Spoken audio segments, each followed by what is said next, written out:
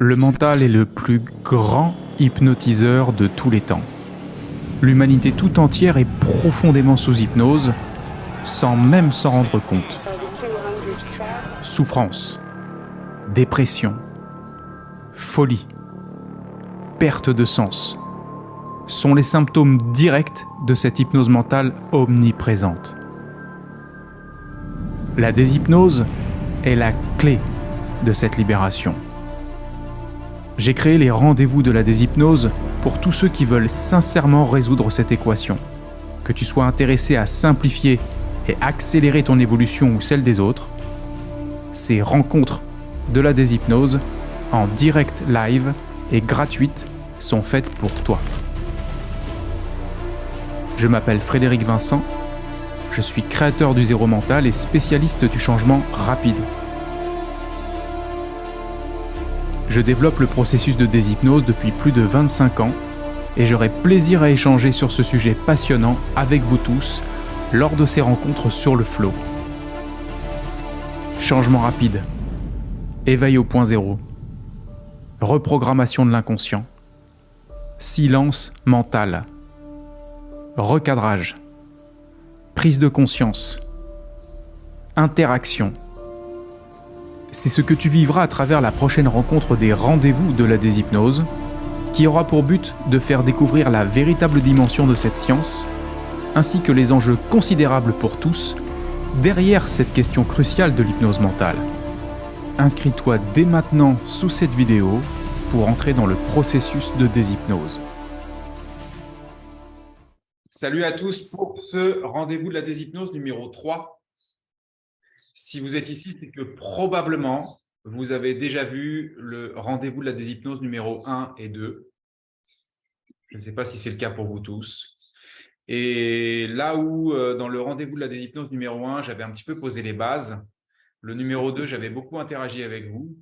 Sur ce numéro 3, je vais continuer d'interagir avec vous, en plus de quelques questions que j'ai sélectionnées parmi près d'une centaine de questions que j'ai reçues, en fait, dans la préparation de ce rendez-vous de la déshypnose.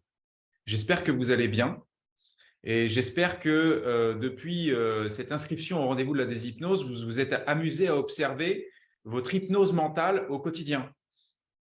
Peut-être certains l'ont déjà fait. Aujourd'hui, je vais interagir avec certains d'entre vous et la condition pour interagir, pour me poser des questions, en fait, il y en a deux. La première, c'est d'avoir votre caméra allumée. En fait, il y en a trois. La première, c'est d'avoir votre caméra allumée. La deuxième, ça va être de ne pas faire encore partie des programmes de l'Institut Zéro Mental, parce qu'on se connaît déjà. Moi, j'ai envie de parler justement particulièrement à ceux qui ne me connaissent pas et qui ne connaissent pas encore le Zéro Mental. Et trois, regardez bien en bas de votre écran, vous avez un petit bouton réaction et vous pouvez cliquer sur lever la main, comme là, je viens de le faire. Voyez ? Donc, tous ceux qui veulent déjà me poser des questions, vous allez pouvoir appuyer sur ce bouton-là dès que vous êtes prêt, dès que vous le souhaitez. OK ? Le mental, chers amis, est le plus grand hypnotiseur de tous les temps. Ce n'est pas juste un effet d'annonce, je le dis à chaque fois. Le mental, c'est vraiment un hypnotique hyper puissant et c'est ce qui filtre votre perception du monde, ce qui conditionne ce que vous percevez du monde et du coup, la façon dont vous vous sentez avec le monde et bien sûr, tout ce à quoi vous vous identifiez en permanence. J'ai reçu des questions très intéressantes, notamment des questions qui me demandent des précisions par rapport à l'hypnose. Parce que là, on parle d'hypnose mentale. Donc, je sais que certains sont thérapeutes, d'autres sont hypnothérapeutes et puis d'autres ne sont pas du tout thérapeutes. Et je rappelle et je précise que toutes les interactions que je vais avoir avec vous aujourd'hui vont intéresser les deux publics, si on peut dire. Ce rendez-vous de la déshypnose, c'est avant tout pour des personnes qui ne sont pas thérapeutes, mais bien sûr, naturellement aussi aux thérapeutes qui s'intéressent de près au changement rapide, à l'accélération des processus de changement, en règle générale, la reprogrammation rapide de l'inconscient et bien sûr, tout ce qui va avec derrière au niveau du zéro mental, à savoir la déshypnose profonde, le déconditionnement profond, la reconnexion à notre nature véritable, l'éveil au point zéro. OK, vous tous, vous êtes prêts ? Du coup, je vais commencer par certaines questions que j'ai pu voir. Ça va vous inspirer pour la suite. Vous m'entendez bien? Vous tous levez la main si vous m'entendez bien. Ok, cool. Je vais vous poser je vais vous lire quelques questions que j'ai reçues. Je vais faire en sorte d'y répondre de la façon la plus précise possible. Mais bien sûr, si je fais ça, c'est surtout pour vous inspirer à me poser vos propres questions. Parce que si j'imagine que si vous êtes ici, c'est que vous êtes curieux, vous souhaitez en savoir plus, vous vous posez des questions sur la déshypnose, certains même peut-être partagent certains points de vision avec le zéro mental, puisque le zéro mental, c'est aussi des livres, c'est aussi des vidéos sur YouTube, c'est aussi des petits films qu'on a pu réaliser. Bref, vous avez quand même pas mal de, je dirais, de contenus qui vous permettent de mieux comprendre et d'avoir pu aborder déjà zéro mental depuis bien longtemps. Je sais que certains nous suivent depuis 10 ans, voire plus. Ok, première question qu'on me pose, est-ce que cette méthode peut être efficace même pour les personnes qui ont un mental trop fort et avec qui l'hypnose ne marche pas? Alors justement, j'adore cette question. Les personnes qui auraient un mental trop fort et avec qui l'hypnose ne fonctionnerait pas. Alors c'est super amusant parce qu'en fait, cette question présuppose qu'on ne serait pas déjà sous hypnose. Or, vous tous ici, vous êtes déjà profondément hypnotisés par votre mental en ce moment même. Votre mental vous conduit entre le souvenir du passé, l'anticipation du futur et surtout la distorsion du présent.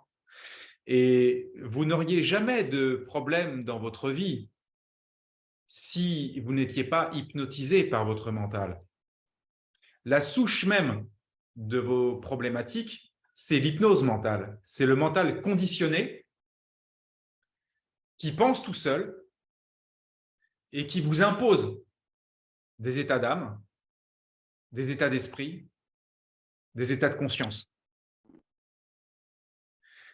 Donc, pendant que j'accepte certaines autres personnes, donc, est-ce que c'est efficace même pour les personnes qui ont un mental trop fort avec l'hypnose qui ne marche pas? Mais en fait, c'est surtout parce que l'hypnose fonctionne très bien que vous avez un mental très fort. Je ne sais pas si vous comprenez la nuance en fait. C'est parce que justement l'hypnose mentale fonctionne très très fort que vous n'arrivez pas à l'arrêter. Donc,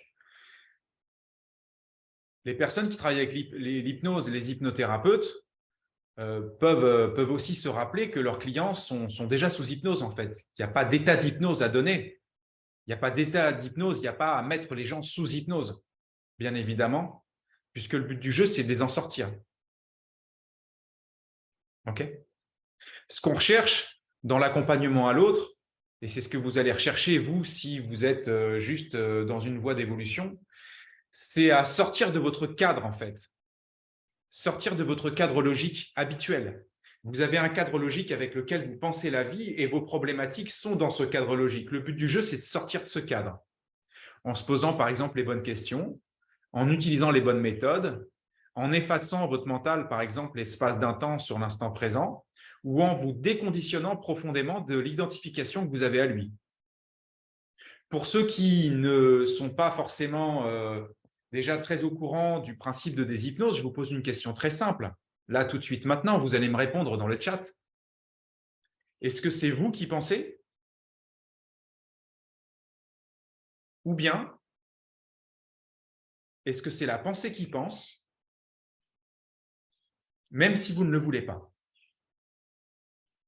Allez-y, vous me répondez dans le chat. Est-ce que c'est vous qui pensez? Ou bien, est-ce que c'est la pensée qui pense, même si vous ne le voulez pas?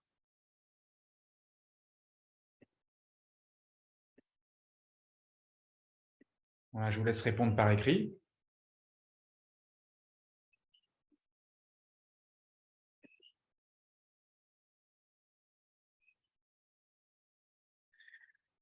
C'est la pensée qui pense.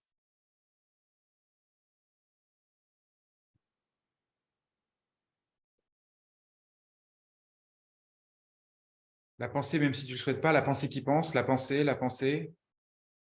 OK. La pensée. qui pense? Ok.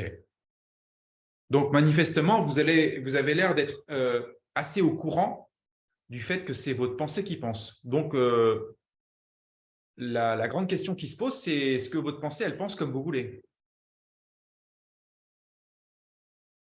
Déjà, puisque c'est la pensée qui pense. Est-ce qu'elle pense comme vous voulez, cette pensée? Est-ce que des fois, vous voulez l'arrêter, mais que vous n'arrivez pas à l'arrêter? Vous savez? Parfois même, elle peut même vous empêcher de dormir.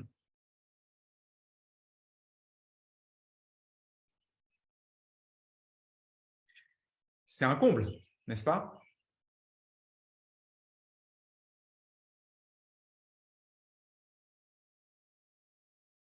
Voilà.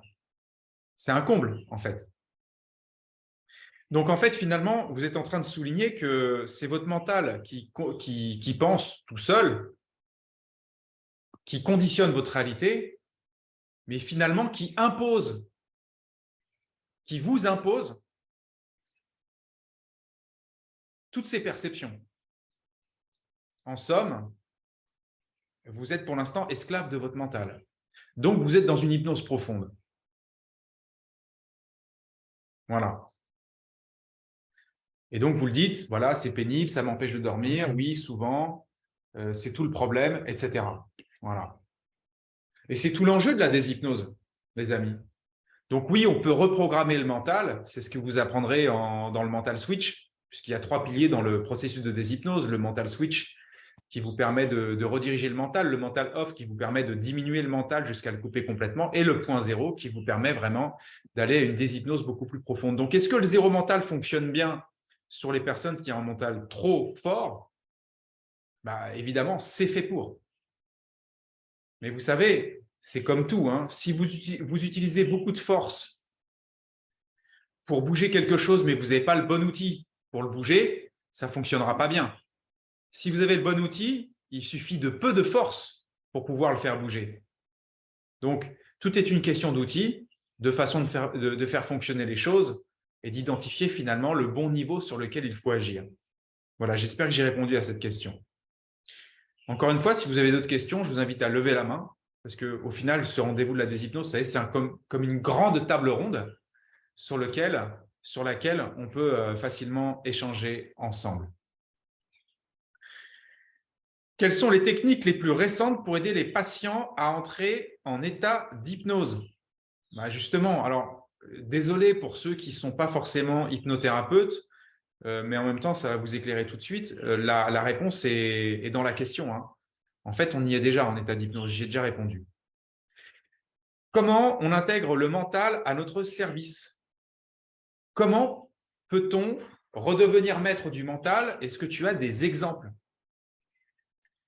En fait, comment on reprend contrôle sur son mental? Déjà, en prenant conscience à quel point le mental, il conditionne notre perception. C'est le point numéro 1. Parce que si vous n'êtes pas conscient que votre mental conditionne votre vie, pourquoi vous agiriez dessus pour pouvoir changer votre vie? Donc, ça part quand même du présupposé que vous êtes conscient que le mental conditionne énormément de choses dans votre vie. Vous, aujourd'hui, vous avez peut-être certains des objectifs, des souhaits, peut-être que vous avez des doutes, peut-être que vous avez des craintes, peut-être que vous avez des peurs, peut-être que vous avez des envies, des ambitions, peu importe. Tout ça, c'est filtré par votre mental. OK? Et le deuxième aspect, c'est OK, à quel moment je dois agir sur mon mental pour pouvoir obtenir un meilleur résultat? Bah, le meilleur moment pour agir dessus, c'est évidemment quand vous ressentez un inconfort. Si vous, aujourd'hui, vous ressentez un inconfort dans votre vie, à quel moment que ça peut être, en fait, peu importe, hein, bah, c'est que vous gagnez à modifier le mental d'une manière ou d'une autre. Je dis bien d'une manière ou d'une autre, parce qu'il y a plein de façons de fonctionner. Là, vous me parlez juste de modifier le mental. OK? Et pour modifier le mental, la clé de base, je pourrais dire, la clé de débutant, c'est de savoir tout simplement vers quoi vous voulez le diriger. Par exemple, imaginons que vous vous préparez à un événement et que pour cet événement, vous êtes vraiment mal à l'aise, que vous faites des angoisses ou des choses comme ça. Mais c'est parce que vous avez une façon d'anticiper cet événement orienté problème, orienté difficulté, orienté oh là là, qu'est-ce qui risque de se passer. Et donc, la première clé vraiment débutante, c'est de savoir comment, tout simplement, comment vous voulez aborder cet événement. Donc, comment je veux être? Comment je veux le vivre? Qu'est-ce que je veux me dire à la fin de cet événement? Comment je veux me sentir pendant cet événement? Et tout ce que je viens de dire, justement, vous permet de sortir de la peur. Puisque vous vous demandez à quel point vous avez envie d'être bien dans cet événement. Donc, 1, vous vous posez des questions orientées solutions. 2, vous y répondez. Parce que si vous vous posez la question que vous n'y répondez pas, ça ne sert à rien. 1, je me pose la question. 2, j'y réponds. 3, je plonge dans la réponse. Ça, c'est vraiment des techniques de base qu'on utilise dans les premiers pas, on va dire, quand on a besoin de rediriger notre mental. Et alors, dans les effets, qu'est-ce que ça donne? Ça donne quelqu'un, par exemple, qui angoisse à l'idée de faire sa conférence et une personne qui va ressortir de son travail intérieur en se disant bon, en fait, je me réjouis à l'idée de la conférence et j'ai hâte d'y être. Voilà, c'est ça la différence en gros. D'accord? Maintenant, il y a d'autres façons de procéder. Là, je vous ai parlé des petites clés qu'on peut avoir, mais vous pouvez aussi travailler sur ce qu'on appelle, je dirais, le déconditionnement mental, le mental off. Vous allez réduire votre mental quand vous êtes en train de penser à cet événement du futur qui vous préoccupe. Eh bien, vous vous amusez à réduire l'épaisseur mentale, c'est-à-dire le niveau de pensée et l'intensité de la pensée, et vous allez peu à peu plonger dans quelque chose de beaucoup plus silencieux, voire un silence mental complet. Et quand vous allez avoir un silence mental complet, vous allez avoir l'esprit en paix, si vous préférez. Vous allez avoir l'esprit libre, vous allez avoir l'esprit lucide. Vous allez enfin déclencher une intelligence qui ne découle pas de la pensée. Vous allez déclencher une intelligence, une lucidité plus profonde. D'accord? Et à ce moment-là, quand vous allez repenser à cet événement, vous allez y repenser avec cette puissance augmentée, si je puis dire, avec vos filtres nettoyés. Et donc, forcément, quand vous allez vous rebrancher à cet événement, vous allez vous rebrancher avec une conscience différente et je dirais, tous les points de repère qui vont avec. Donc là encore, quelque part, vous redessinez votre rapport à l'événement. OK, vous me suivez toujours? Si vous me suivez toujours, levez la main. OK, ça va, cool. Et enfin, vous avez une troisième voie. Alors, bien sûr, dans chacune de ces voies-là, vous avez plein d'alternatives. Hein. Natacha, si tu veux me poser tes questions, il faudra allumer la caméra. Vous avez plusieurs alternatives dans chacune des voies que je vous propose. Hein. Vous avez une autre voie qui consiste à dire, OK, en fait, quand je pense à cet événement, j'ai des émotions qui ne sont pas OK. D'accord? J'ai des pensées, j'ai des émotions, j'ai des sensations, j'ai des impressions, j'ai des images qui ne me conviennent pas. Le truc, c'est que pour que je souffre de ça, le facteur commun, c'est que j'y suis identifié. En fait, je suis identifié à ces images mentales, ces représentations, ces sensations que j'ai dans le corps.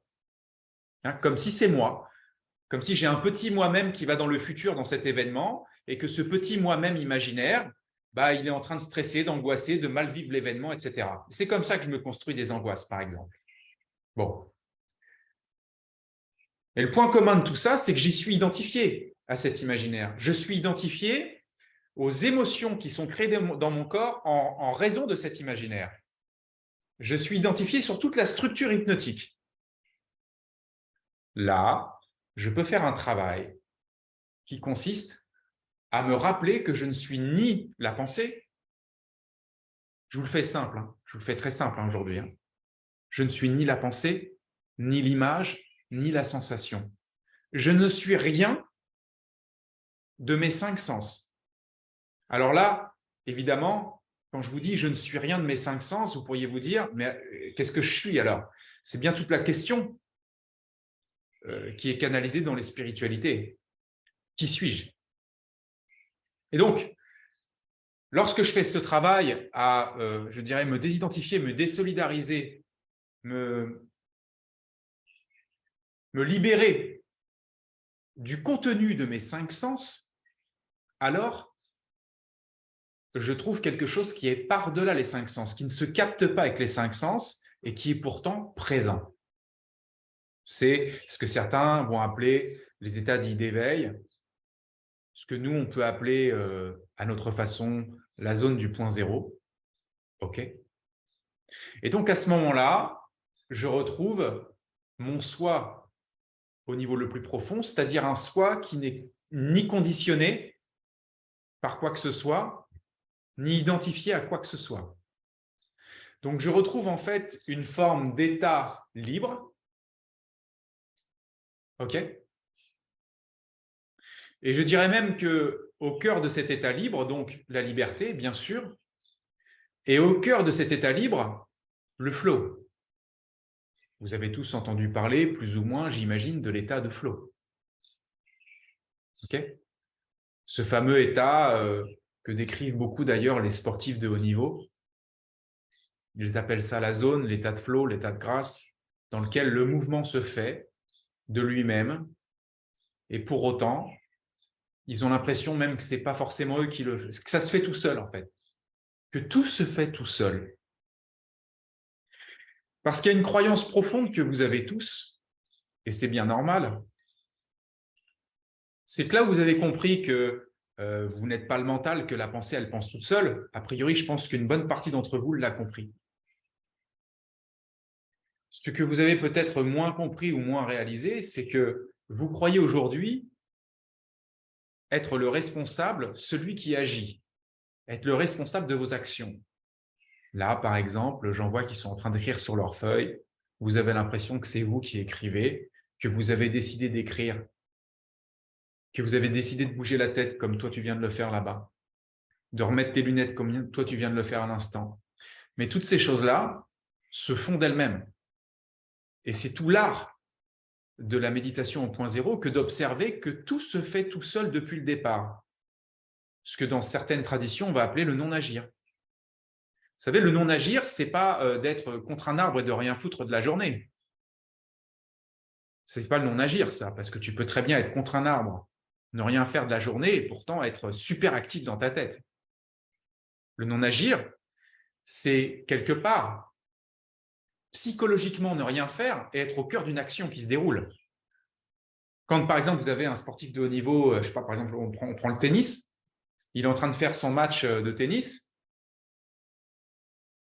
et à certains moments, dans cette zone de flow, il peut être dans un non-agir. Pourtant, il est au cœur de l'action.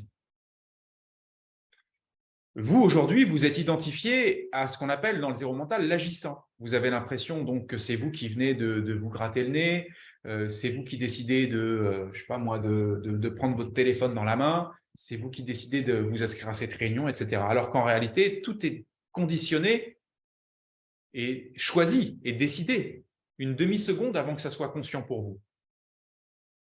Alors évidemment, quand on oublie cette demi-seconde et qu'on croit que c'est nous qui agissons, on invente tout un tas de conneries.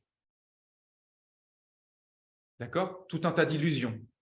Tout un tas de conneries sur les façons dont on décrirait la psyché humaine, l'organisation de l'humain. Et puis, évidemment, on invente après plein de choses au niveau de la thérapie, puisqu'il y a beaucoup de thérapies qui sont quand même basées principalement sur le fait qu'on serait plus ou moins responsable de nos actions, que c'est nous qui décidons, que c'est nous qui pensons, que c'est nous qui ressentons. Alors qu'à un niveau beaucoup plus profond, quand on observe simplement la réalité, c'est-à-dire pas ce qu'on imagine, mais qu'on observe l'imaginaire lui-même, croyez-moi, on ne va plus du tout voir la même chose. Il y a une grande différence entre imaginer tout un tas de choses et d'échafauder tout un tas de théories imaginaires et observer l'imaginaire. Parce que là, justement, là, à ce moment-là, vous êtes au carrefour de vos pensées. Là, à ce moment-là, vous êtes vraiment en amont de vos croyances les plus profondes, vos croyances qui d'habitude vous emportent ici et là. On me demande si nous sommes programmés. Et j'insiste, les amis, j'aimerais bien pouvoir interagir avec vous aujourd'hui, donc levez la main. Nous sommes programmés. Alors, oui et non. Ce que je suis en train de vous dire, c'est que le corps physique et mental est programmé. Oui, il est programmé. Mais la question, c'est, sommes-nous ces programmes? Ou bien sommes-nous quelque chose qui est antérieur à ces programmes? C'est toute la question. Sinon, ça n'aurait pas de sens de pratiquer le zéro mental, l'éveil au point zéro, et cette recherche, en fait, ultra précise et ultra aiguisée de OK, où est-ce qu'elle démarre l'hypnose mentale et qu'est-ce qu'il y a avant l'hypnose mentale? OK? Pour faire cette petite parenthèse, puisque vous tous, vous avez envie de vous libérer de vos problématiques. Vous avez envie de vous libérer de cette prison psychique. La meilleure façon de ne pas s'en libérer, c'est d'entrer justement dans l'hypnose. L'hypnose, c'est quoi? C'est porter votre attention partout où le mental vous amène. C'est ça l'hypnose. Mon mental va à droite, mon attention est portée à droite. Mon mental va à gauche, mon attention est portée à gauche. Mon mental interprète ceci de cette personne-là, je suis dans cette hypnose. OK? Je suis le petit toutou, le petit chien-chien de mon mental, bien hypnotisé. Ceci est l'hypnose, ceci est la façon de bien consolider mes problématiques et je dirais même la base, le terreau des problématiques. Et enfin, bien sûr, ce ne serait pas intéressant de parler du problème sans la solution. La solution, ce serait en fait de regarder, de poser votre attention à un autre endroit. Et là, on parle de déshypnose. De porter votre attention là d'où le mental arrive. Je répète, portez votre attention là d'où le mental arrive.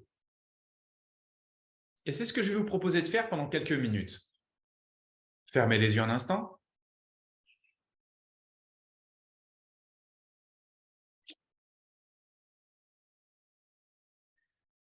Vous avez certaines pensées qui passent ou qui vont passer dans votre tête.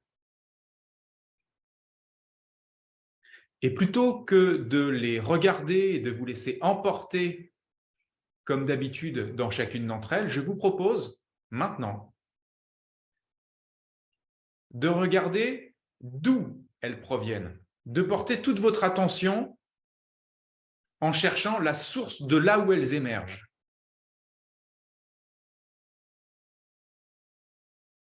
Voilà, c'est la seule chose à faire.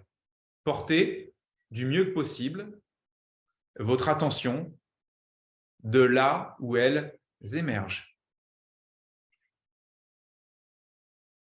Et je vous laisse 2 minutes là-dessus. Seulement 2 minutes.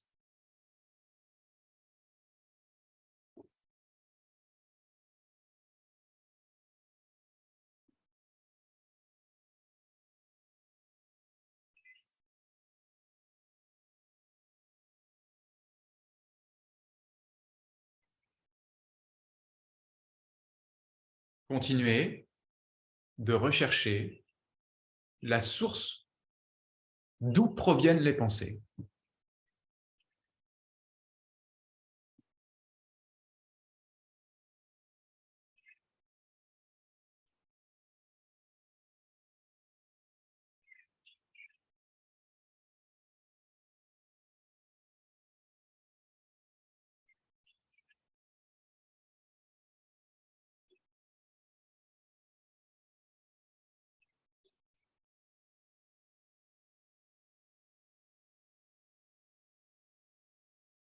Quelle que soit la pensée qui se manifeste, allez à sa source.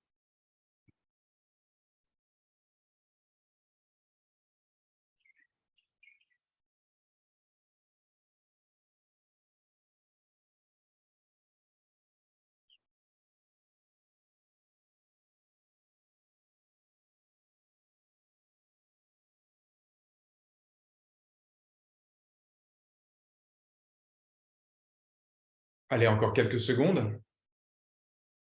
C'est quelque chose qui n'est pas forcément habituel et qui, pour autant, peut faire toute la différence.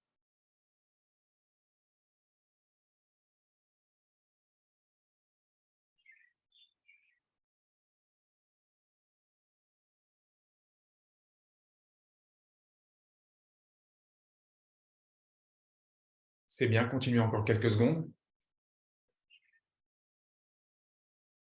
Et dès que vous le souhaitez, vous me direz dans le chat ce que ça vous a permis de réaliser, de le faire juste pendant 2 minutes. Hein.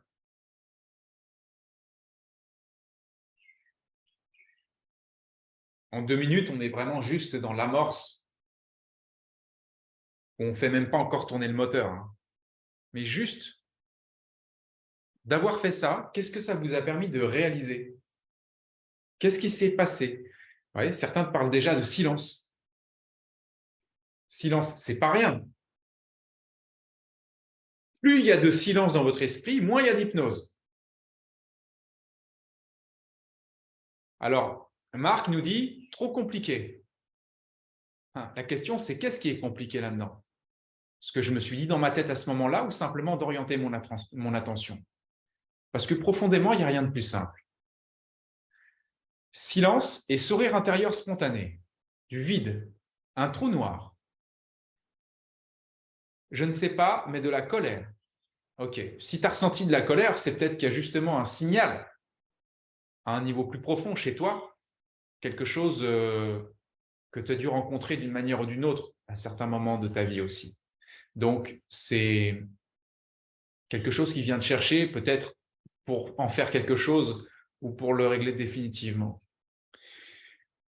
Existence d'une zone de silence. Beaucoup moins de pensées et d'images. Vous avez vu, juste là, hein, 2 minutes, hein, on n'a même pas encore fait chauffer le moteur. Tout ce qu'on peut faire avec la déshypnose. Donc, beaucoup moins de pensées et d'images. J'ai atteint un point lumineux. Vrai, on ne trouve pas l'origine, mais plus de calme. Pour l'instant, tu ne trouves pas l'origine. Plus de calme. Ça vient de quelque chose qui ne m'appartient pas. Donc, ça, c'est le mental qui… Alors, ok. Ça viendrait de quelque chose qui ne t'appartient pas. Ça, aujourd'hui, c'est ce que tu peux te dire. Mais peut-être que ce que tu crois qui ne t'appartient pas est beaucoup plus personnel que ce que tu imagines. Mais ça, on le découvre au fur et à mesure qu'on avance dans le processus de déshypnose. Vous savez, ça me permet de faire une petite parenthèse. J'ai fait beaucoup d'expériences avec vraiment beaucoup de monde autour du zéro mental depuis plus de 10 ans. Et parfois, sur des techniques, par exemple, type 0.0, j'ai des personnes qui me disent « Ouais, mais en fait, j'ai ressenti une présence là, derrière moi, là-bas, un truc dense et silencieux. » Bon, ok. Vous voyez quand les personnes expriment qu'ils ressentent quelque chose derrière eux là-bas, ça n'exprime pas seulement qu'ils ont réalisé correctement une partie de la technique, ça exprime encore l'hypnose profonde dans laquelle ils sont. Pourquoi? Parce que, en fait, ils ressentent une présence, mais ils en sont encore complètement dissociés. Identification corps, présence dissociée derrière eux.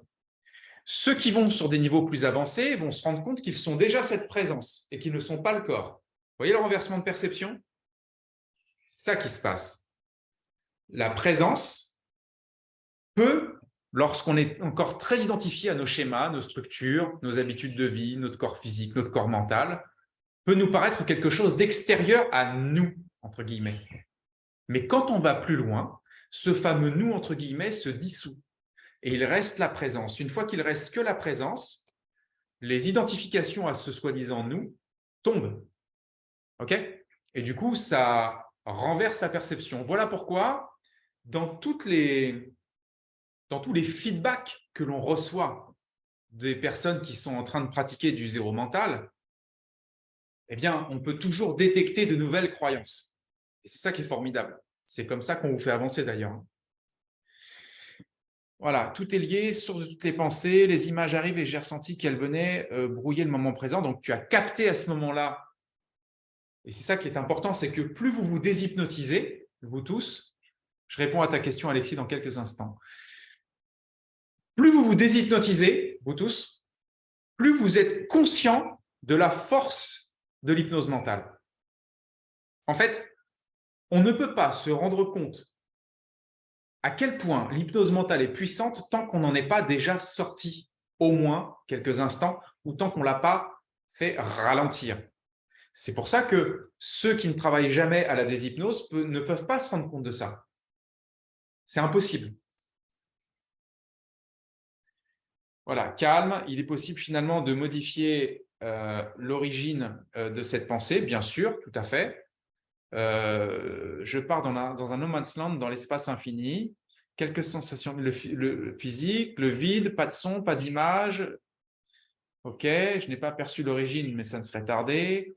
Vibration au niveau de la poitrine, liberté de choisir entre chaque pensée qui surgit spontanément. Ok, là c'est intéressant aussi. C'est vrai que quand vous travaillez sur des zones de déshypnose légères, comme ce que vous venez de faire, oui, vous êtes à un carrefour, vous pouvez redessiner. Pour répondre à la première question qu'on m'a posée tout à l'heure, vous pouvez redessiner votre mental à partir de là. Ce qui est très efficace. Attention auditive. Difficulté est de se concentrer sur une pensée. Justement, ce n'était pas le but. Le but, ce n'était pas du tout de se concentrer sur une pensée, mais au contraire sur l'origine de n'importe laquelle des pensées. Et c'est là aussi où j'insiste, c'est que les exercices que vous faites, dès lors que vous sortez de la structure même de l'exercice, vous pouvez dire bye-bye au résultat. Du vide, ok, bon, on a compris, super, excellent. Il y avait une main levée tout à l'heure, je crois que c'était Alexis. Faire baisser la main. Alors. Juste, pardon. Ouais, vas-y, dis-nous. Ce que tu appelles le point zéro, c'est ce qui est à l'origine des pensées? Je vais même aller plus loin. Ce qui est à l'origine de la naissance, de tout ce qui apparaît et ce qui disparaît. Ce qui est à l'origine de la conscience. Ce qui est donc à l'origine de la manifestation. Et donc, ce qui est à l'origine de l'univers. Ce qui est à l'origine de toute projection mentale. Vous savez, vous avez un grand livre célèbre qui dit au commencement, le verbe. Vous avez entendu parler de ça, hein? Au commencement, le verbe. Donc, de retourner à la source de tes pensées, c'est le début de te rapprocher de ça. C'est un chemin. Mais ce n'est pas forcément la finalité. Tu vois, on ne peut pas dire, ouais, ok, bon, j'étais à la source de mes pensées, j'avais moins de mental, ouais, bon, ça y est, point zéro. Bon, ça serait un raccourci, je dirais, très hasardeux, parce que tu as pas mal de personnes, par exemple, tu vois, qui travaillent là-dessus et qui, pour autant, sont toujours identifiées à leur corps physique et mental, au cœur même de l'expérience. Tu en as d'autres qui travaillent là-dessus et qui vont, par exemple, se concentrer, non pas, enfin, pas seulement sur la source des pensées, mais également sur la source du mouvement, sur la source de la sensation, de l'impression même d'exister. Et quand tu remontes à la source de toutes les perceptions, là, tu vas vraiment vers du point zéro augmenté, ou plutôt vers du point zéro beaucoup plus complet, si je puis m'exprimer ainsi. En gros, c'est tout ce qui est imperceptible. En gros, c'est tout ce qui est pas perceptible avec tes 5 sens, mais qui pourtant peut être capté. C'est en amont de tout ce que tu imagines être, tout ce que tu crois être.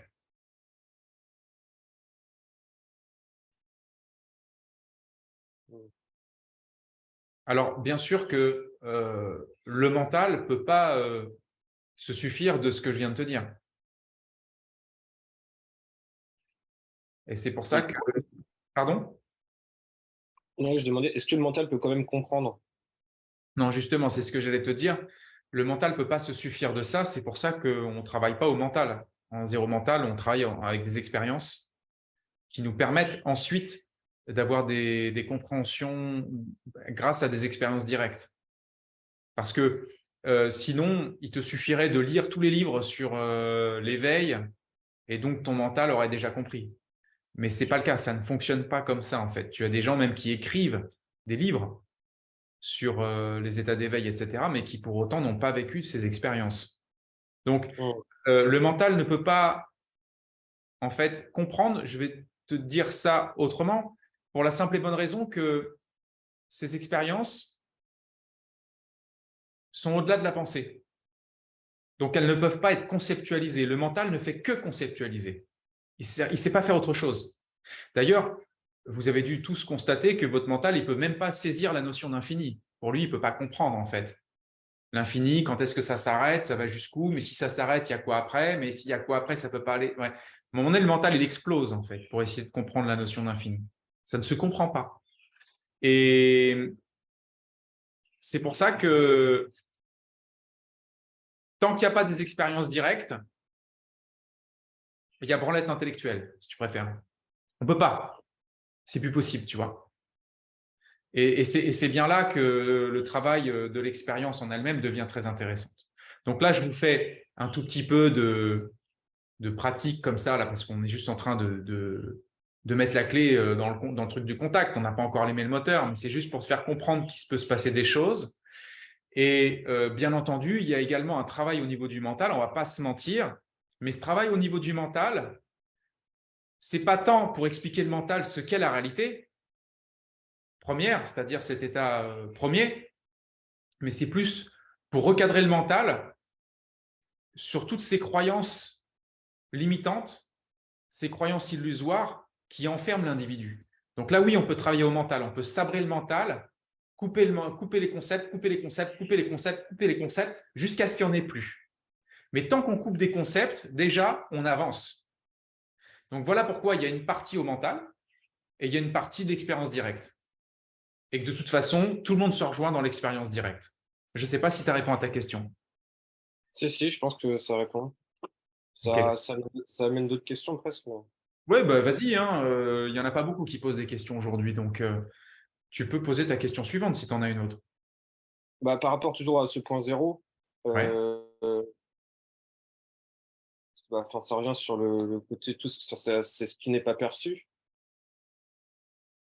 Moi, la sensation que j'ai, en fait, là, c'est que j'ai l'impression que la vie, comme je l'entends habituellement, c'est une grosse bulle qui, qui vit de elle-même quasiment et Ouais. qui est regardée par ce point zéro, quoi. En fait, c'est une matrice. Quand tu dis cette bulle, c'est un rêve. Ouais. C'est un rêve. Vous rêvez vos cinq sens, hein, les amis. Votre mental, dans vos cinq sens, s'amuse. Et vous rêvez dans vos cinq sens. Vous rêvez votre vie. Et oui, c'est comme une bulle, une matrice. On peut dire observée par ce point zéro, mais surtout inconsciente de ce point zéro.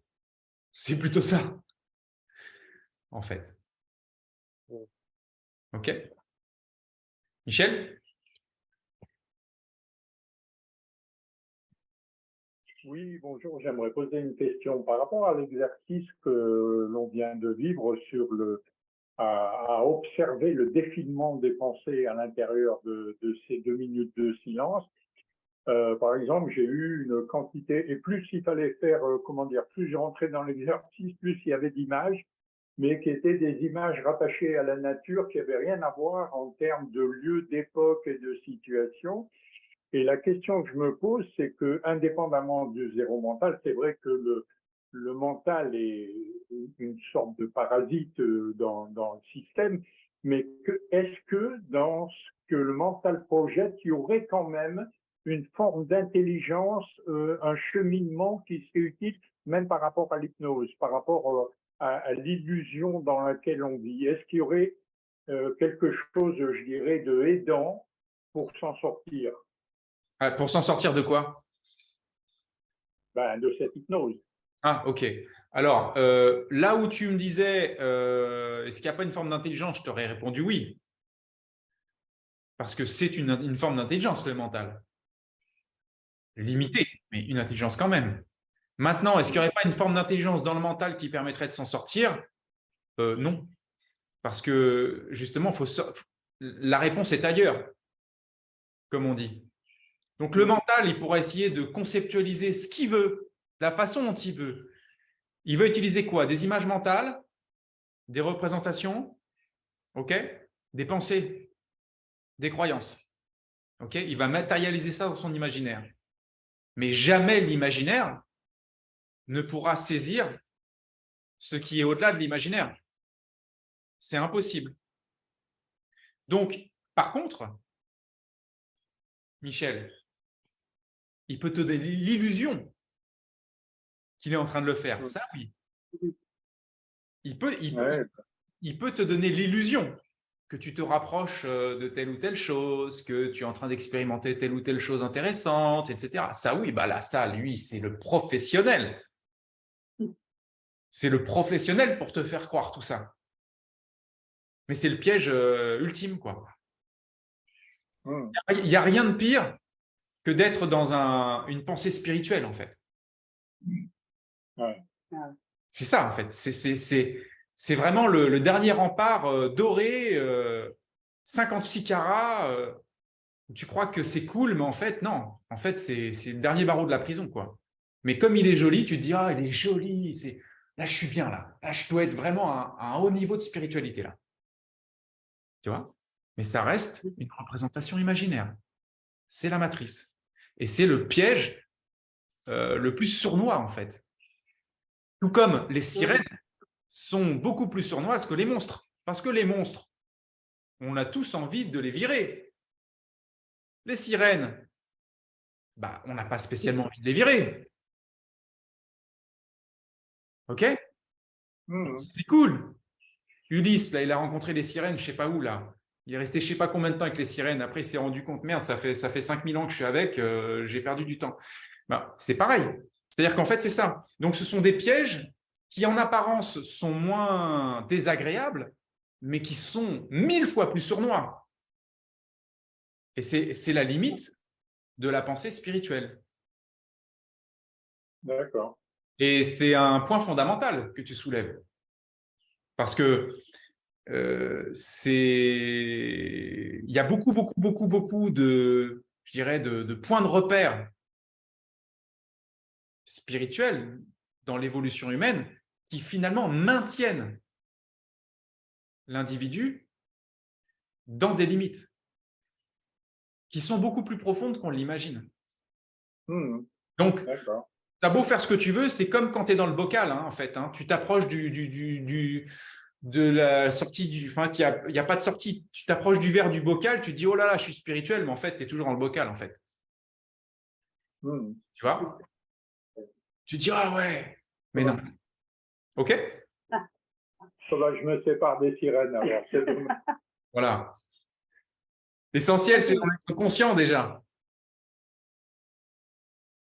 OK, merci Michel. Je te laisse éteindre le micro. Je vais juste, pardon, je Ouais. vais juste réagir. Bonjour, c'est Iléa. Salut. Iléa.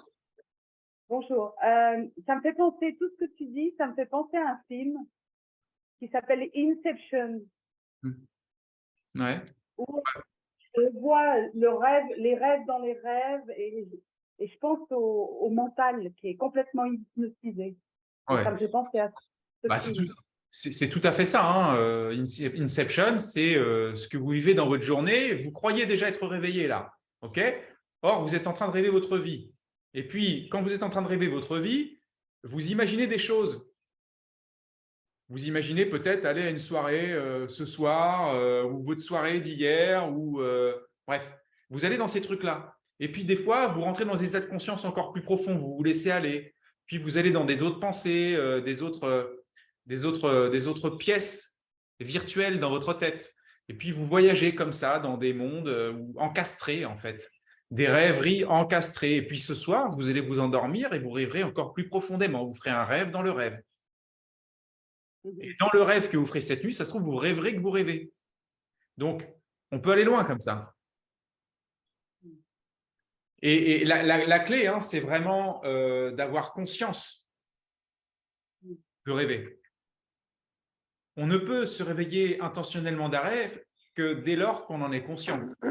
Sinon, ce n'est pas possible.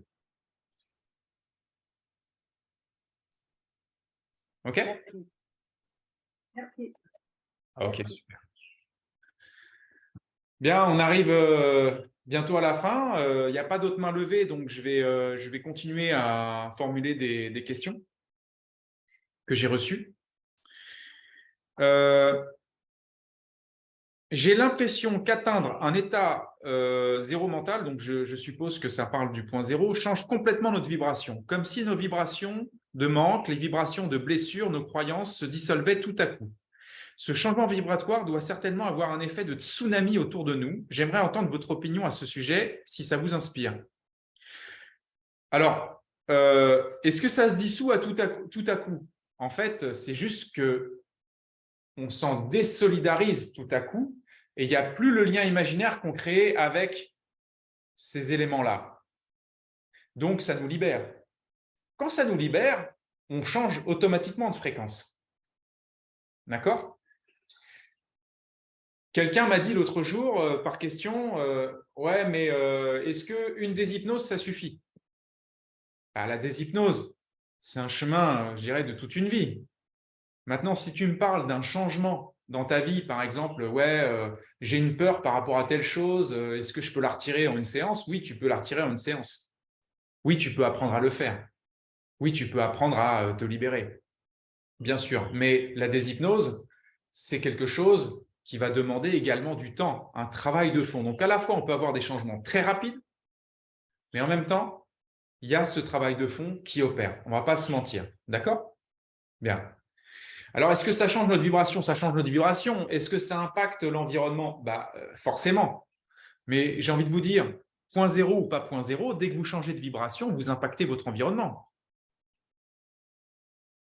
J'ai plein de clients qui sont venus en consultation, on n'a pas travaillé sur le point zéro, on a travaillé par exemple, je ne sais pas moi, sur un niveau de confiance ou sur retirer une peur, admettons. Ils ont changé de vibration. Forcément que ça a eu un effet, un impact sur l'environnement. Tout est interdépendant, systémique, d'accord? Donc, mon avis, c'est que le point de repère, c'est vous-même. Si vous vous sentez mieux,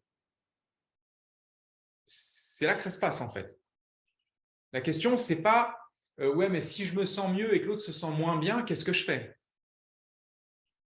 Est-ce que je vais me sentir moins bien pour que l'autre se sente mieux? Oui. Donc, le point de repère, c'est vous-même.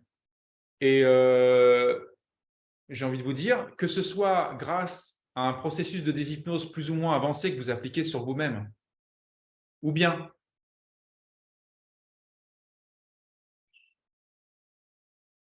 n'importe quel autre type de changement,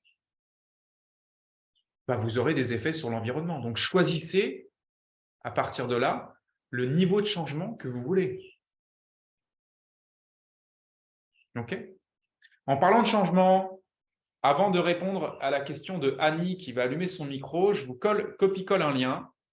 Ce lien vous permettra d'avoir un entretien gratuit avec un membre de mon équipe. Je précise que les personnes, je ne sais pas si vous avez reçu le lien. Vous le voyez le lien dans le chat? Ah ouais, ok. Ok, je vois. Bref, je vais arranger ça.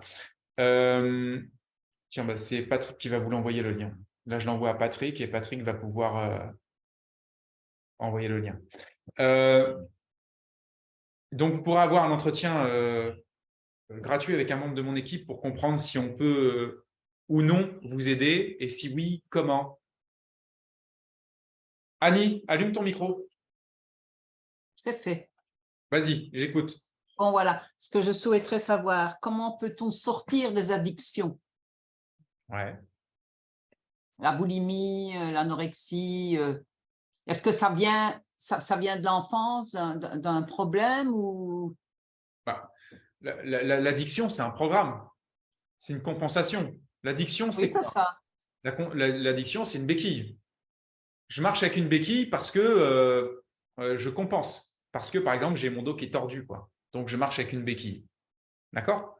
Bah, le principe, c'est quoi? C'est d'aller identifier, je dirais, la souche émotionnelle, l'origine, le programme à l'origine du dos qui est tordu, c'est-à-dire à l'origine du besoin de compenser. Je règle ça et ensuite, j'ai plus besoin de béquille. En d'autres termes, l'addiction, c'est une compensation d'un état d'être que tu n'arrives pas à vivre dans ta vie. Par exemple, vous avez des gens qui ont des addictions pour pouvoir ressentir de la joie, d'autres pour ressentir de la détente, d'autres pour ressentir, je sais pas moi, de la confiance. Vous voyez, vous avez des addictions à différents niveaux, en fait, pour ressentir un état d'être. D'accord? Mais si vous arrivez à ressentir cet état d'être dont vous manquez tant au point d'avoir une addiction, bah, vous faites vivre ça à votre cerveau, vous intégrez cet état d'être dans votre quotidien et vous vous libérez naturellement de cette addiction qui n'était que la recherche de cet état d'être. OK? Donc, c'est une des façons dont on peut s'y prendre. OK? Et ça fonctionne très bien. Donc oui, on peut naturellement travailler là-dessus. Parce que moi, ça vient quand j'ai une colère ou quand il y a quelque chose qui ne va pas, hein. Alors là, je visite, comme je dis. Ouais. Justement, c'est d'ailleurs toi qui soulignais tout à l'heure que quand tu étais dans le silence mental, il y avait une colère qui venait. C'est Donc, ça. ça confirme bien ce que je t'ai dit tout à l'heure, c'est que si tu travailles au niveau de cette colère, qui est en fait le manque d'un état d'être, derrière cette colère, il y a le manque d'un état d'être, peut-être le manque de joie, de paix, de sérénité, de trucs, peu importe. Ça, c'est des questions que tu te poses stratégiquement en fonction de là où tu te situes. Et c'est là qu'on voit qu'en fait, tu peux changer. Oui, parce que j'ai souvent de la tristesse et par exemple, le matin, quand je me lève, j'ai des envies de pleurer. Mais Oui. je ne sais pas. Mais ça continuera tant que tu ne changes pas. D'accord, mais oui, bon, c'est un travail à faire dans la déshypnose. Alors, c'est un travail que tu peux faire dans la déshypnose ou toute autre thérapie qui fonctionnerait. Je veux dire, je ne suis pas en train de vous dire qu'il n'y a que la déshypnose qui peut vous aider à changer. La déshypnose, c'est un super outil puissant, simplificateur, accélérateur et je dirais qui a condensé énormément d'éléments à plein d'égards. Mais tu as le droit de faire d'autres thérapies qui peuvent fonctionner. Tu peux faire une simple hypnothérapie et que ça fonctionne aussi. Mais Tu ça, tu peux faire de l'EFT et que ça fonctionne aussi. D'accord? Mais D'accord. tant que tu ne le fais pas, c'est normal de ne pas changer. Ah bah. Voilà. Ça fait combien de temps justement que tu as ça? Oh, depuis toujours. J'ai 73 ans, donc ça fait Combien d'années? depuis, je vais dire, plus de 60, plus, 65 ans peut-être. Ouais. Bah, tu vois, la vraie question derrière tout ça, c'est pas tant si on peut changer, comment on peut changer, c'est comment tu as fait pendant plus de 60 ans pour ne pas faire cette démarche de changer, en fait. Comment tu t'y es pris pour réussir à te faire croire que le changement, il serait peut-être pas possible ou qu'il pourrait pas être possible dans une heure, là, d'ici une heure, de changer. Bref, comment ça s'est organisé dans ta tête pour que tu puisses te scléroser dans un système sans rien bouger. En fait, on est vraiment, et je te remercie pour ta remarque, on est vraiment dans l'antithèse de la déshypnose. On est vraiment dans l'hypnose profonde, en fait, que tu illustres très, très bien. On peut rester pendant des années bloqué dans un pathos, un pattern, une problématique, un émotionnel, tout comme d'ailleurs un thérapeute peut rester bloqué dans des méthodes qui ne fonctionnent pas très bien. Mais ça, tant qu'on ne change pas, on a les mêmes résultats. C'est ça. La folie serait de croire qu'on peut changer en utilisant les mêmes ingrédients.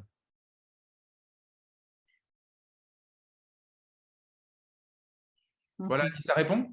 Oui, oui, ça répond. Top, je te laisse. C'est un peu difficile, il faudra le temps de… Ouais, bon. Bien sûr, mais des fois, il faut que ça soit un petit peu difficile pour que ça puisse commencer à déclipser pour de vrai. Hein. Oui, oui. Allez. Merci. Jamal, je te laisse allumer ton micro et me poser ta question. En attendant, Patrick vous a copié-collé le lien pour obtenir un entretien gratuit avec un membre de mon équipe. Je précise, ça vous permettra de faire un état des lieux de votre situation et savoir si oui ou non on peut vous aider. Et si oui, comment? Jamal, je t'écoute. On t'écoute. Oui, vous m'entendez donc. Merci déjà pour ton travail que je suis depuis quelques temps. Alors voilà, ce qui m'a mené à te poser une question, c'est j'ai suivi une hypnose régressive l'année dernière avec Aurore Chevalier. Je ne sais pas si tu la connais. Peu Donc importe. j'ai été victime, Ouais. voilà, j'ai été victime d'entités depuis mon plus jeune âge. Donc ce travail a été fait. Aujourd'hui, je continue à suivre une autre personne qui travaille sur les programmations, sur l'hypnose de l'âme en hypnose, réveiller l'hypnose, quoi, etc. Donc, c'est un peu le milieu du supramental. Donc, je suis beaucoup les vidéos de Bernard de Montréal, etc. Et aujourd'hui, j'ai l'impression un peu donc je vais très bien aujourd'hui, mais j'ai l'impression justement de stagner un peu parce que la pensée qui vient tout le temps m'assaillir, j'arrive pas à m'en débarrasser. Très jeune, j'ai découvert les livres de Carlos Castaneda. Je suivais un chemin vers le chamanisme. Et donc, cette fameuse pensée, qui vient d'ailleurs aujourd'hui, je l'ai appris, on me l'a fait découvrir. J'ai travaillé dessus depuis très longtemps, sans résultat, en fait, je dirais. Et malgré tous mes efforts, je comprends pas pourquoi je suis tant en difficulté par rapport à ça. Et aujourd'hui, ça m'a conduit à me rapprocher de toi pour éventuellement, peut-être qu'il faudrait un autre chemin pour moi pour éventuellement stopper justement ces pensées quand je le désire et ne plus subir justement ce mental inférieur dont Bernard explique très bien. Donc j'aimerais savoir si je me trompe de chemin dans mes efforts, mais j'ai été vraiment une proie des entités pendant très longtemps, toute une vie, même d'autres vies. C'est ce qui m'a fait aujourd'hui, comment dire, c'est ce qui m'a empêché de m'épanouir et de me réaliser. Mais aujourd'hui, j'ai l'impression, même si je suis libéré totalement, j'ai l'impression que cette pensée-là, elle est tellement profonde. Ce travail qui a été fait sur moi de parasitage, je dirais, tellement profond, j'arrive pas à m'en sortir, Ok. quelle que soit la manière dont je cherche à sortir de là. Ok, Jamal. Du coup, merci pour ton témoignage. Je vais me permettre d'être direct, hein, puisque c'est ce qu'on recherche ici. Oui. En fait, tu parles de supramental. Je travaille sur le supramental, mais parfois, vous savez, la frontière entre le supramental et le supra-imaginaire, on ne la voit pas trop. Hein. Donc, il y a beaucoup de choses qui sont qualifiées de supramentales, mais qui sont plutôt supermentales, en fait. Super imaginaire. Et pour revenir à ça, c'est justement là où j'attirais votre attention tout à l'heure, c'est que le super imaginaire, c'est la super prison. Okay, tu peux améliorer les conditions de ta prison, hein, être mieux dans ta prison, hein, avoir un petit four micro-ondes, une petite télé, des jeux vidéo, etc. D'accord, des barreaux dorés, etc. Mais faut pas confondre. Faut pas confondre le supramental et le supra-imaginaire. Il ne faut pas confondre le supra-imaginaire et le point zéro qui est l'antithèse de l'imaginaire, en fait, qui sont opposés, quoi. Je pense que c'est normal que tu aies pu ressentir des effets positifs dans ce supra-mental ou supra-imaginaire, parce que bien sûr qu'on peut toujours améliorer notre condition dans le mental. Et je ne suis pas surpris quand tu me dis, mais avec cette pensée revient, tu me parles bien de pensée, encore une fois. Ouais, absolument, absolument. C'est la pensée qui m'embête. Voilà. Et c'est bien toute la problématique pour ceux qui plafonnent. Et donc, je crois que vous êtes plus de 90%, sans doute, à être concernés, ceux qui plafonnent au niveau de la pensée, que vous soyez thérapeute ou pas thérapeute. Hein. Quand vous plafonnez au niveau de la pensée, vous ne pouvez pas découvrir l'aspect ni de votre véritable nature, ni de la liberté profonde que vous pouvez avoir par rapport au mental. C'est impossible, puisque par nature, vous donnez tout crédit au mental, jusqu'à l'appeler supra-mental. Donc, le travail, Moi, je ne peux pas te dire si tu as fait bonne route, pas bonne route, etc. Tout ce que je peux te dire, c'est que sur ceux que j'ai pu rencontrer, moi, qui ont travaillé sur des notions que tu as soulignées comme des vies antérieures, les entités, etc., force est de constater bien facilement, et je ne suis pas le seul à l'avoir constaté, que l'imaginaire a une part énorme là-dedans. Et ce serait vraiment, vraiment, vraiment imprudent de dire « Ah non, non, mais moi, ce n'est pas mon imaginaire, c'est vrai. Ce que j'ai imaginé, là, c'est vrai. » Non, non. Faut être très prudent, en fait, sur tous ces trucs-là, quand on parle d'entité, de vie antérieure, etc. Et la base de la base, c'est le recul. La base de la base, c'est le centrage. La base de la base, c'est d'être impacté en rien par tout ce que peut t'amener ton imaginaire, ton mental, que ce soit des soi-disant entités ou des soi-disant de vie antérieure.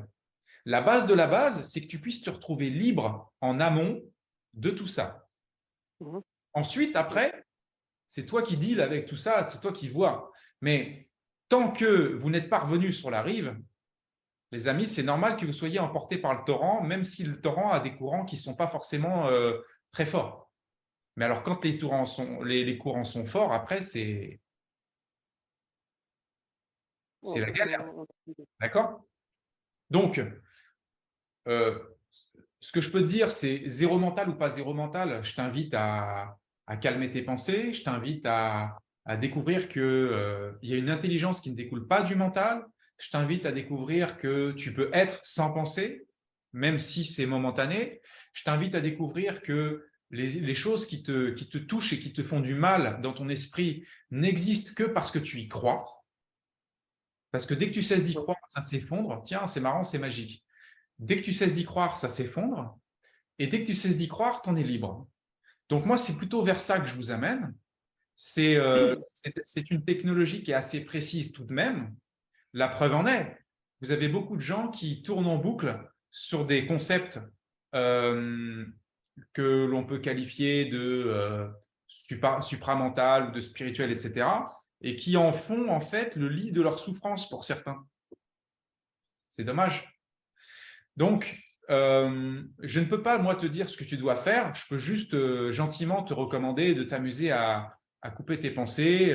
Pour ça, tu peux lire des livres de zéro mental, regarder des vidéos, faire des méditations qui ne sont pas spécialement zéro mental, mais qui t'aideront à faire ce travail-là. Commence par ça. Ouais. Et encore une fois, sinon, tu prends rendez-vous avec un membre de mon équipe. Patrick, si tu peux remettre le lien. C'est gratuit et ils vous diront si oui ou non ils peuvent vous aider. Et le cas échéant, s'ils peuvent vous aider, ils vous donneront une piste peut-être pour voir comment vous pourriez procéder autrement. Voilà, Jamal, ça répond à ta question? Oui, parfaitement. C'est ce que je vais faire. Je vais prendre un rendez-vous en entretien individuel et on verra si je peux après encore aller plus loin. Ok. Merci beaucoup. Avec plaisir, Jamal. Bye. Allez, une dernière question avec Élise. Et donc, aujourd'hui, vous n'avez pas été très vaillant sur les questions. Hein. Heureusement que j'avais sélectionné, que le flow m'a appelé en me disant « Fred, note sur ton iPhone les petites questions, une partie des petites questions qu'on t'a posées. » Allez, vas-y, Élise. Bonjour. Merci pour cette rencontre et ces explications. Moi, j'avais une question par rapport aux croyances limitantes. Alors, je vais parler en mon nom. Hein. Je réalise que j'en ai beaucoup qui peuvent m'amener dans un état pas forcément des plus agréables parce que souvent négatif vis-à-vis de moi. Je me dis, j'en ai quand même un paquet et je voulais savoir si cette méthode peut permettre de faire un reset un peu global parce que je me dis sinon, est-ce que je vais avoir suffisamment du reste de ma vie pour pouvoir balayer tout ça? Si je dois les prendre une par une, il y en a quand même pléthore. Et voilà. Donc, c'est un peu ma question, à savoir, est-ce que je peux en regrouper quelques-unes, faire des lots? Je ne sais pas. Alors, tu as dit un truc super, merci pour ta question. Tu as dit beaucoup de croyances limitantes qui me placent parfois dans des états qui ne sont pas OK et des croyances limitantes vis-à-vis de moi. C'est bien ça? Oui. La bonne nouvelle, c'est qu'on peut en zéro mental ne pas attaquer les croyances limitantes qui peuvent être parfois plus ou moins infinies, mais on peut attaquer le fameux moi. Le fameux moi qui est un moi illusoire, un moi construit, un moi imaginaire. Quand on travaille, quand on attaque, entre guillemets, ce moi imaginaire, je dirais qu'on efface sa consistance, quand on attaque ces structures et qu'on le fait disparaître au moins momentanément, toutes les croyances qui étaient rattachées à ça, momentanément, tombent. Ok. Si momentanément elles tombent, tu réalises alors la grosse farce. C'est-à-dire que tu ne pourras même plus les revoir de la même manière. Même si elles reviennent, elles n'auront pas la même intensité. Et ça, c'est un travail de déshypnose très profond au point zéro. Tu vois ? Et ensuite, bien sûr, que tu as des façons, par exemple, de faire tomber ce moi, ok, et de porter, à partir de cette zone libérée, un nouveau regard sur telle ou telle croyance. Et là, pour le coup, il y a une reprogrammation qui se met en place. Alors, du coup, arrive une seconde question, je suis navrée, mais, sur la reprogrammation, parce que je me dis, mon mental, je le connais, même si, à la base, je ne veux pas m'en faire un ennemi et je ne veux pas le voir comme un méchant loup, mais je sais qu'il peut être qu'il peut être dictateur et qui peut m'amener dans des illusions ou des choses et qui ne sont pas forcément bonnes pour moi. Et du coup, dans la reprogrammation, parce que souvent en sophrologie, où on nous demande de visualiser un état qui serait bon pour nous, ou un lieu, ou je ne sais pas quoi. Est-ce qu'il faut forcément définir ce que j'aimerais être, comment définir ce nouveau programme? Est-ce que c'est une obligation dans le zéro mental ou pas? Alors, pas forcément, justement. Le zéro mental a cette particularité, outre le fait de te permettre de redéfinir par toi-même ce que tu veux à la place, en te posant des questions précises et appropriées et stratégiques. Ça peut très, très bien fonctionner comme ça. Et ça aussi pour particularité d'avoir une reprogrammation spontanée, encore une fois, dans le prolongement de ce que je viens de te dire, à partir de cette zone libérée. Quand tu es dans une zone libérée et que tu reportes ton regard sur cette ancienne croyance, eh bien, il y a un recalcul qui se fait à partir de là, d'une façon complètement automatique. C'est comme si toi, tu n'as pas vu la lumière de ta vie, puis tout d'un coup, je te sors de ta pièce, tu es dans la lumière et tu vois tout le paysage.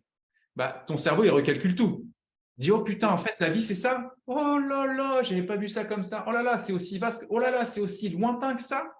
Et en fait, qu'est-ce qui se passe quand tu es dans une zone libérée? Momentanément, tu n'as pas de conditionnement qui t'encombre. Donc, pour la première fois de ta vie, j'ai envie de te dire, tu vis un état sans croyance. Puis, quand tu poses ton regard à partir de cet état sans croyance sur la croyance conditionnée, forcément, le cerveau, il va faire un shift, il va faire un reboot.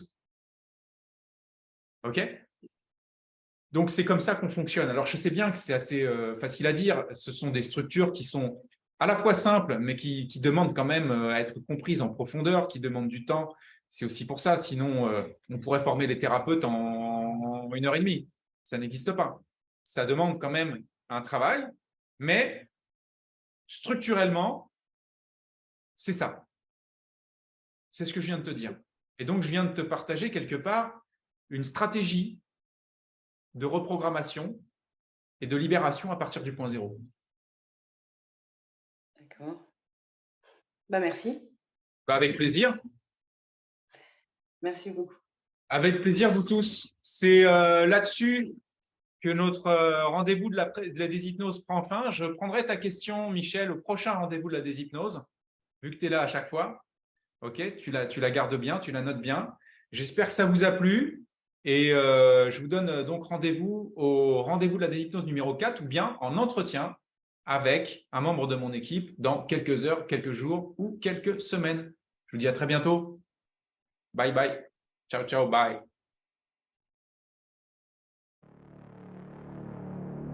Le mental est le plus grand hypnotiseur de tous les temps. L'humanité tout entière est profondément sous hypnose, sans même s'en rendre compte. Souffrance, dépression, folie, perte de sens sont les symptômes directs de cette hypnose mentale omniprésente. La déshypnose est la clé de cette libération. J'ai créé les rendez-vous de la déshypnose pour tous ceux qui veulent sincèrement résoudre cette équation. Que tu sois intéressé à simplifier et accélérer ton évolution ou celle des autres, ces rencontres de la déshypnose en direct live et gratuites sont faites pour toi.